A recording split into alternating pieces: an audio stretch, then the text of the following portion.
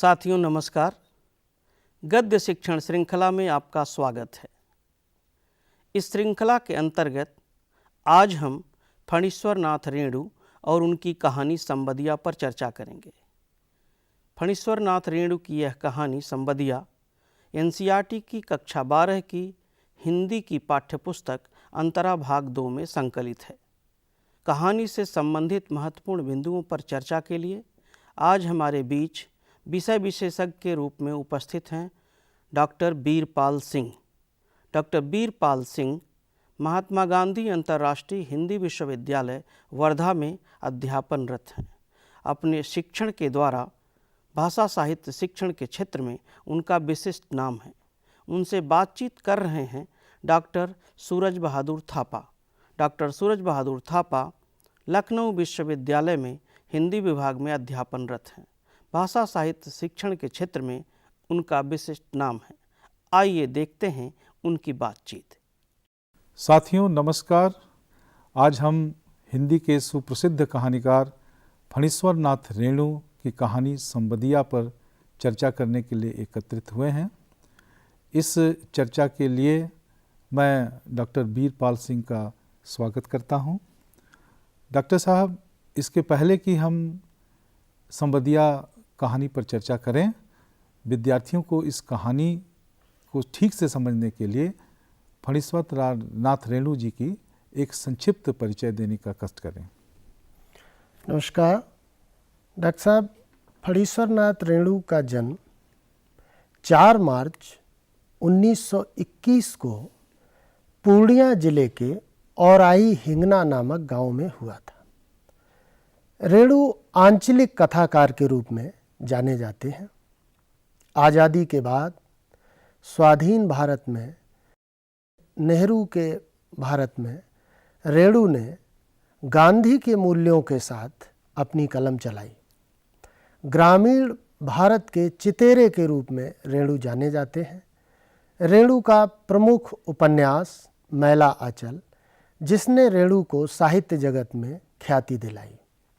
रेणु ने बहुत मार्मिक कहानियाँ लिखीं, जिनमें ठुमरी, तीसरी कसम उर्फ मारे गए गुलफाम जी और साथ ही साथ ऋण जल धन जल जैसा यात्रा वृत्तांत रिपोर्टाज बहुत सुंदर भी रेणु ने लिखा। जी। रेणु ने अपनी कलम विविध क्षेत्रों में चलाई। बावजूद इसके रेणु को आंचलिक कथाकार के नाम से ही विशेष रूप से जाना जाता है।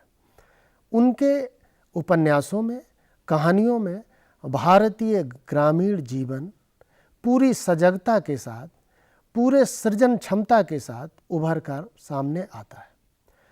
तीसरी कसम उर्फ मारे गए गुलफाम पर फिल्म भी बनी।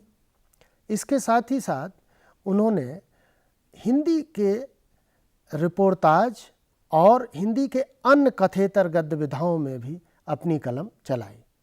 आज जिस कहानी की चर्चा करने जा रहे हैं, उस कहानी का शीर्षक है संबदिया। संबदिया कहते हैं संदेश वाहक को, जी। जो व्यक्ति एक स्थान से दूसरे स्थान तक एक व्यक्ति का दूसरे व्यक्ति के पास संदेश लेकर जाता है। संदेश भारत में, और भारत ही नहीं बल्कि पूरे विश्व साहित्य में बहुत ही प्राचीन परंपरा रही है। जी जी। आपको याद होगा कि भारत में एक प्रमुख कथा राम कथा है। उसमें हनुमान जी सीता जी के पास लंका में संदेश लेकर जाते हैं। जी जी। संदेश पक्षियों के माध्यम से, व्यक्तियों के माध्यम से, जी। बादलों के माध्यम से, जी। हवाओं के माध्यम से, जी। मेघदूत आपने जरूर पढ़ा होगा। जी। मेघदूत में बादलों के माध्यम से संदेश की है। बिल्कुल। रेणु ने इन सब बातों से अलग जी। संदेश ले जाने वाले व्यक्ति की पीड़ा जी को इस कहानी में चित्रित किया है। डॉक्टर साहब, रेणु के बारे में आपने बताया कि रेणु ग्रामीण जीवन की पटकथा के ऊपर अपनी बात रखते हैं और वहाँ के जीवन के यथार्थ को बहुत मार्मिकता के साथ स्थापित करते हैं। जी जी। मैं ये आपसे जानना चाहता हूँ कि इस कहानी में उन्होंने ग्रामीण जीवन की जो यथार्थ दृष्टि है, ग्रामीण जीवन का जो कष्ट है, ग्रामीण जीवन का जो विघटन है, जी, इसको वो किस तरह से इस कहानी में प्रस्तुत कर रहे हैं? डॉक्टर साहब, रेणु ग्रामीण जीवन के ही कथाकार नहीं है, अपितु देखेंगे समधिया के माध्यम से तो आधुनिक बदलते हुए समाज जी और यांत्रिक होते हुए समाज जी और आधुनिक संचार साधनों के विरुद्ध जी मनुष्यता और मानवता की रक्षा के लिए जी इस कहानी में अपनी कलम चलाते हैं। बहुत अच्छे। आज के यांत्रिक दौर में, जी सूचना क्रांति के दौर में जी संवाद पहुंचाने में जी संवेदनाओं का स्थान जी गौड़ होता जा रहा है। जी समधिया कहानी के माध्यम से जी बड़ी बहू जो बहुत संपन्न है, जी उनके पति गुजर जाते हैं, उसके बाद 3 उनके देवर हैं, जी वो उनसे अलग होकर शहर में रहने चले जाते हैं। बड़ी बहू बहुत संपन्न है, जी अपने मायके से भी संपन्न है जी और ग्रामीण वातावरण की कहानी है। तो रेणु ने दिखाया है कि उस संपन्नता में एक दुर्घटना घटती है, उनके पति की मृत्यु हो जाती है। जी मृत्यु के बाद एक अकेली स्त्री जी का गांव में रहना और जो इतनी साधन संपन्न है जी वो विपन्न हो जाती है। जी उनके 3 देवर, उनकी संपत्ति में जी बंटवारा हो जाता है। बंटवारे के साथ ही उनके ऊपर तमाम दुख, जी तमाम कष्ट, तमाम पीड़ाएं सर पर सवार हो जाती। बड़ी बहू जो पूरे गांव को चलाती थी, उनके यहाँ ढेर सारे नौकर चाकर रहते थे और लगभग आधा गांव बड़ी बहू के संपन्नता से संपन्न था। जब शहर देवर चले जाते हैं तो सिर्फ वो जायदाद में जो बंटवारा हुआ है फसल के समय आते हैं, आम के समय आते हैं या धान के समय आते हैं और बंटवारा लेकर शहर में चले जाते हैं। बड़ी बहू का कोई ख्याल नहीं करता है। दुर्गति के दिन इतने आ जाते हैं कि वो साग और बथुआ, बथुआ आप जानते होंगे गांव में जानवर भी खाते हैं और उसको मनुष्य भी गरीबी के दौर में खाते हैं। संपन्न लोग उसका सेवन नहीं करते। बड़ी बहू उस बथुए के साग को उबाल कर खाती है। एक समय ऐसा आता है जब वो जीवन से टूट जाती है, संघर्ष करने की क्षमता नहीं रहती है, तो वो समधिया जिसका नाम है हरगोविंद, उसको बुलाती हैं और एक संदेश देती हैं कि मेरी माँ को ये कहना जाके कि अब आपकी बड़ी बेटी, इकलौती बेटी है। बड़ी बहू यहाँ पर चूँकि वो बड़ी थी 4 बहुओं में, इसलिए बड़ी बहू कहते हैं, लेकिन वो इकलौती थी। इकलौती बेटी अपने आप में लाडली होती है और माँ उनकी जीवित है। तो वो डॉक्टर साहब कहती हैं कि भगवान का सहारा तो उठ गया, लेकिन अभी माँ मेरी जिंदा है, माँ संपन्न है।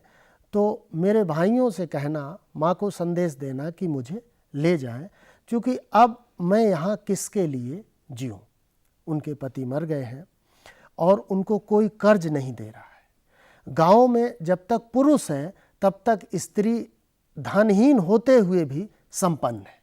ये भारतीय ग्रामीण व्यवस्था की बहुत बड़ी आज भी सच्चाई है। इसका मतलब आप ये कह रहे हैं कि जब संयुक्त परिवार का विघटन होता है जी, तो उस विघटन की सबसे ज़्यादा मार अगर किसी पर पड़ती है तो स्त्री पर पड़ती है। जी जी। और बड़की बहुरिया इसका सीधा जीता जागता उदाहरण है। जी तो जो बड़की बहुरिया का एक जीवन संघर्ष है, जी वो भारतीय व्यवस्था में हमारी जो स्त्रियां हैं उनके जीवन के कष्ट को और संघर्ष को रूपायित करती हैं। जी। जरा इसे और स्पष्ट करके आप कहानी के संदर्भ में रखें तो बड़ा अच्छा होगा। जी डॉक्टर साहब, बड़की बहुरिया यानी बड़ी बहू, उस कहानी में रेणु ने उनको बड़ी बहू कहा है क्योंकि वो घर में सबसे बड़ी हैं। उसके माध्यम से न सिर्फ अकेली स्त्री की पीड़ा, एक संपन्न स्त्री या संपन्न घर जब विपन्नता की स्थिति में होता है तब उसकी स्थिति क्या होती है, एक इस बात को दिखाया है। दूसरे इस बात की ओर इशारा रेणु ने बहुत खूबसूरती के साथ किया है कि एक स्त्री जिसका पति अकाल मृत्यु उनकी हो जाती है, पति के अभाव में भारतीय ग्रामीण जीवन में किस किस तरीके के संघर्ष झेलने पड़ते हैं। साथ ही संयुक्त परिवार का टूटना, आज पूरे दुनिया में संयुक्त परिवार टूट रहे हैं। भारत की जो परिवार की इकाई है वो संयुक्त परिवार ही रही है।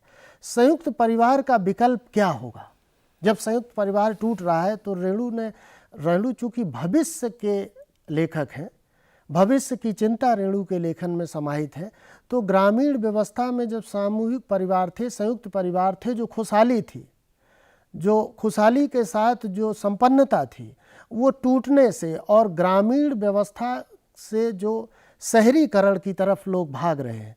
चूँकि तीनों देवर उनके शहर में आ जाते हैं और उनकी तीनों जो देवरों की पत्नियां हैं वो भी बड़की बहू की तरफ कोई भी नज़र उठा के नहीं देते। रेणु कहते हैं जब से वो बंटवारे के बाद शहर में गए हैं, किसी ने बड़की बहू की तरफ नज़र उठा के नहीं देखा। बड़ी खूबसूरती के साथ उन्होंने ये बताया है कि कैसे अकेलापन और विपन्नता और बिना पति के स्त्री का गांव में रहना। इसके साथ एक और महत्वपूर्ण जुड़ा हुआ सवाल रेणु ने बहुत अच्छी तरीके से उठाया है कि बहू तो बड़की बहू संपन्न थी, तो उनके हृदय में अभी भी मानसिकता में वही बड़प्पन है, वही बड़ा भाव है, वही बड़ा संदेश है, गांव के प्रति वही लगाव है। लेकिन अर्थाभाव में, चूँकि अर्थ के बिना सब कुछ व्यर्थ है, उनकी ये स्थिति हो जाती है कि जिस गांव में उनके घर से आधे लोगों का पेट चलता था, वो लोग भी बड़की बहू के प्रति उपेक्षा का भाव रखने लगते हैं। बड़े ड्रामेटिक चेंज के साथ रेणु ने एक समधिया जिसका नाम है हरगोबिंद, उसको इस कहानी में लाया है। और डॉक्टर साहब, समधिया हरगोबिंद जो है उसको गांव में अच्छी तरीके से नहीं देखा जाता है। संदेश वाहक जो समधिया हुआ करते थे उनके बारे में ये मान्यता सामान्यता गांव में रहती है कि ये निठल्ले, कामचोर और खाने वाले लोग, यानी एक भी स्त्री यदि हंस के बोल दे तो उसके लिए कुछ भी करने को तैयार हो जाते। ऐसा हरगोबिंद जो कायर है, निठल्ला है, जिसकी गांव में बहुत अच्छी प्रतिष्ठा नहीं है, क्योंकि उसका पेशा यही माना जाता है कि ये पेटू होते हैं, खाने के लिए एक स्थान से दूसरे स्थान तक जाते रहते, संदेश पहुंचाते रहते। उस हरगोबिंद में ड्रामेटिक चेंज होता है, यानी कायांतरण होता है, ट्रांसफॉर्मेशन होता है।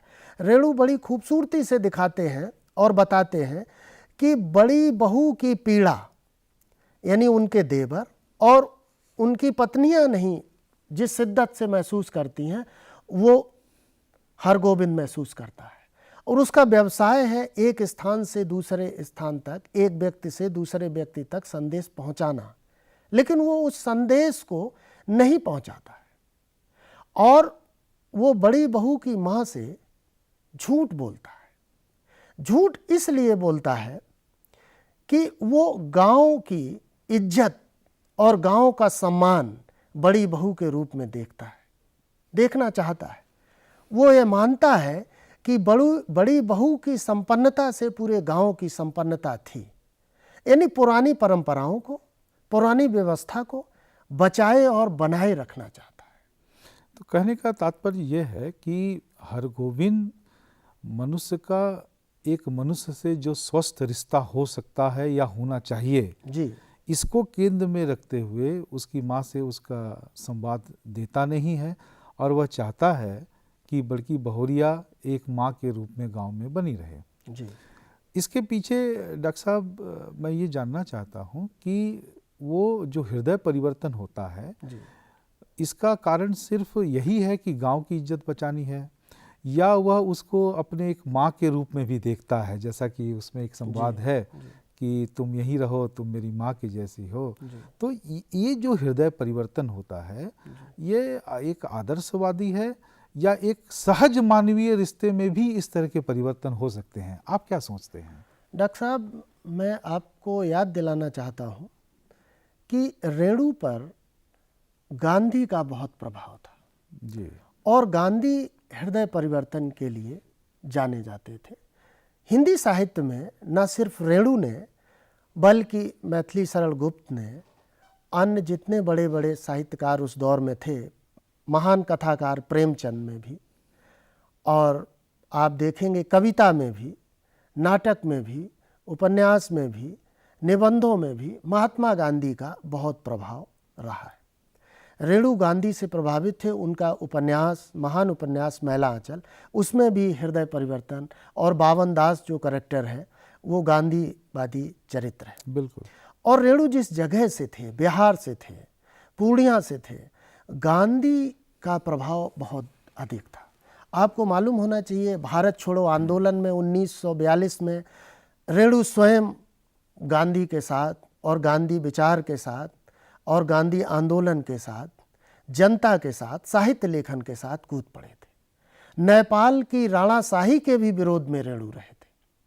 तो रेणु सिर्फ हृदय परिवर्तन ये कथा में प्रस्तुत आदर्श के कारण नहीं, रेणु जीवन के कथाकार है, जीवन संग्राम के कथाकार है। तो ये हृदय परिवर्तन और गांधीवाद और ये जो आप आदर्शवाद कह रहे हैं, उनके जीवन का अंग है और उनके पात्रों का अंग है, उनके अंचल का अंग है, उनके गांव के जन समाज का अंग है। भारत के गांव में आज भी संवेदना जीवित है। मुकाबले शहर के बड़ी खूबसूरती से उन तीनों भाइयों को, और तीनों जो देवर हैं उनके और उनकी पत्नियां शहर रेणु भेजते हैं। तो डॉक्टर साहब, आप ये कहना चाहते हैं कि इस कहानी में मूल रूप से मानवीय रिश्ते की खूबसूरती की अभिव्यक्ति हुई है, और इसमें जो अपने हैं वो बेगाने हो जाते हैं और जो बेगाने हैं वो अपने हो जाते हैं। यही हमारे समाज की खूबसूरती है कि एक जगह कहीं टूटता है तो दूसरा आकर के जुड़ जाता है। इस पर आपका क्या मत है? डॉक्टर साहब, हर गोविंद जो संदेश वाहक है, जो समधिया है, वो बड़ी बहुरिया की पीड़ा को अपनी पीड़ा मान लेता है।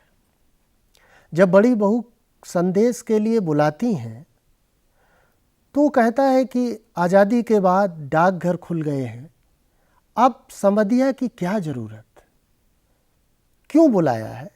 वो हवेली में जाता है और बड़ी बहू के पास जाता है तो बड़ी बहू बहुत ही दर्द के साथ, बहुत ही पीड़ा के साथ उसको कहती है कि मेरी माँ को ये संदेश देना कि मुझे अब अपने पास बुला लें, मैं भाइयों की नौकरी करूँगी और उनका सब कुछ कहा मानूंगी, यहाँ किसके लिए अब मैं जीऊँ, अब और जिया जाता नहीं, और कहना कि साथ ही मेरे भाई आ जाएं आपके। चूँकि हर गोविंद जब जाता है तो उसके पहले ही मोदियाइन जो है वहाँ की गांव की दुकानदार, वो कर्ज का उधार जो लिया था बड़ी बहू ने वो मांगने आती है। डॉक्टर साहब, भारतीय गांवों में व्यवस्था आज भी कर्ज पर आधारित है। आज़ादी के इतने दिनों बाद भी एक कर्ज से जीवन, बिना पति के जीवन, भाइयों की, देवरानियों की बेमुरौवती और एक संपन्नता के बाद विपन्नता की स्थिति में भाव तो है, हृदय भी है, लेकिन अर्थ नहीं है। ऐसी स्थिति में रेणु बताते हैं कि जिए तो कैसे जिए। इस पीड़ा को हर गोविंद लेके जाता है।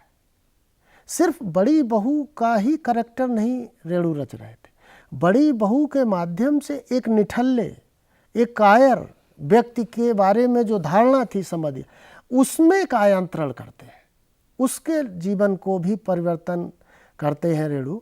और वो जाता है, वहाँ पूछती हैं उनकी माँ कि क्या संदेश है, तो कहता है मैं तो पड़ोस के गांव में आया था, सोचा आपके भी दर्शन करते चलूं। जबकि ऐसा नहीं था। रास्ते में वो रेल से आता है, 5 रुपए बड़ी बहू देती हैं, गंदा नोट अपने आंचल से निकाल के। वही मात्र 5 रुपए कुल पूंजी थी। बड़ी बहू कहती है, माँ से मांग लेना वापसी का किराया। वो पीड़ा में आता है कि मैं इस संवाद को कैसे कहूँगा। क्या बड़ी बहू जहाँ रोई थी वहाँ मुझे भी रोना है। जिस करुण रस के साथ उन्होंने ये संवाद दिया है, मैं कैसे प्रस्तुत करूँगा। ये पीड़ा वो स्वयं भोगते हुए आता है। उसके बाद वो संदेश नहीं देता। खाना खाने जब वो शाम को बैठता है, इतने दिव्य व्यंजन उसके सामने परोसे जाते हैं, बड़ी बहू का चेहरा सामने आ जाता है। ये डॉक्टर साहब रेणु ही कर सकते थे। और वो खाना नहीं खाता है, झूठ बोलता है कि मैंने खाना खा लिया है, बहुत कुछ तो खा लिया है। उसको याद आता है कि बड़ी बहू बथुआ का साग उबाल रही होंगी। वो भोजन नहीं करता है और सारी रात वहाँ वो जागता है, इसी उधेड़ बुन में रहता है, बेचैनी में रहता है, पीड़ा में रहता है, लगभग मुक्तिबोध की तरह। दिल है बेचैन, कहाँ जाऊँ, दिल्ली या उज्जैन। ये बेचैनी रहती है। और सुबह वो कहता है कि मैं जा रहा हूँ। तो माँ उनकी कहती हैं कि नहीं, अभी तो आए हो, 2-3 दिन रुको। वो कहता है नहीं, बहुत काम है, मैं जा रहा हूँ। पैसे भी, फिर वो कहती हैं कोई संदेश तो नहीं। कहता है दशहरे में जब आऊँगा तब मैं बड़ी बहू के साथ आऊँगा और 10 दिन रुकूँगा। फिर भी वो नहीं कहता है कि उसके भाई पूछते हैं कि अब वहाँ अकेली दीदी क्या कर रही हैं, अब यहीं आ जाएं, मैं लेने आता हूँ। तो झूठ बोलता है, कहता नहीं, दीदी को तो देवर बार बार बड़ी बहू को बुलाने आते हैं, वही नहीं जाती हैं कि हम गांव छोड़ के शहर क्या करेंगे जाके। जबकि स्थिति बिल्कुल उलट है। यानी कैसे एक ग्रामीण सम्मान, ग्रामीण समाज की व्यवस्था और उसका अपनापन, एक निठल्ला आदमी इतना अपनापन, लगाव महसूस करता है, पीड़ा को अपने में समाहित कर लेता और वो कहता है कि अब मैं बड़ी बहू को नहीं जाने दूंगा, मैं बेटे की तरह उनकी सेवा करूंगा। वो मेरी माँ है, मैं कायर नहीं रहूँगा, मैं उनकी सेवा करूँगा। क्योंकि एक अकेला नौकर जो आखिरी था, वो भी जब हरगोविंद को भेजती हैं तो उसके पहले वो छोड़ के चला जाता है उनके घर से। मतलब ये हुआ डॉक्टर साहब कि एक रेणु ने एक निठल्ले व्यक्ति को एक कर्मवीर के रूप में परिणत होते हुए दिखाया, बदलते हुए दिखाया। ये इस कहानी की बहुत बड़ी उपलब्धि है। जी, मैंने कहा आपसे डॉक्टर साहब कि जीवन संग्राम के कवि हैं, बिल्कुल कथाकार हैं। उनकी कहानियों में, उपन्यासों में एक कवि जीवन, उनके पात्र, उनकी भाषा, उनके मुहावरे, उनकी लोकोक्तियाँ, उनके संवाद में एक महक है, खुशबू है, गांव की ताजगी है। और वो अंदर से पंक्तियाँ नहीं है, वो चित्र हैं, वो बिंब है, प्रकृति का परिवेश, वातावरण जीवंत होकर उनकी कहानियों में आता है। और रेणु की कला, रेणु का शिल्प, रेणु का सौंदर्य, रेणु की भाषा, रेणु का भाव अद्भुत है, नायाब है। इस रूप में देखें तो एक संदेश जो उन्होंने दिया है, जीवन का संदेश दिया है। मैं समझता हूँ कि डॉक्टर साहब ने बहुत ही स्पष्टता के साथ और जीवंतता के साथ इस संबंधिया कहानी के हर पक्ष को साथियों के सामने रखा है। निश्चित रूप से इस कहानी के विषय में जो संदेह होंगे, प्रश्न होंगे और जो उसके उद्देश्य के संबंधी जिज्ञासाएं होंगी, वह डॉक्टर साहब के संवाद से पूर्ण हुआ होगा। मैं डॉक्टर साहब को बहुत धन्यवाद देता हूं कि उन्होंने इतना अच्छा विश्लेषण इस कहानी का प्रस्तुत किया है। साथियों, अभी आपने फणीश्वर नाथ रेणु और उनकी कहानी संबंधिया पर यह चर्चा देखी और सुनी। इस चर्चा के उपरांत संबंधिया कहानी से जुड़ी हुई जो महत्वपूर्ण प्रश्न और जिज्ञासाएं थीं, उनका समाधान हुआ होगा, ऐसा मुझे विश्वास है। फिर भी आप लोगों के मन में कोई प्रश्न और जिज्ञासा हो तो अपने साथियों से और अध्यापकों से चर्चा करें। साथियों, अब हमारा कार्यक्रम यहीं संपन्न होता है। अगले कार्यक्रम में हम किसी महत्वपूर्ण रचनाकार और उनकी रचना के साथ फिर मिलेंगे। तब तक के लिए हमें आज्ञा दीजिए। नमस्कार।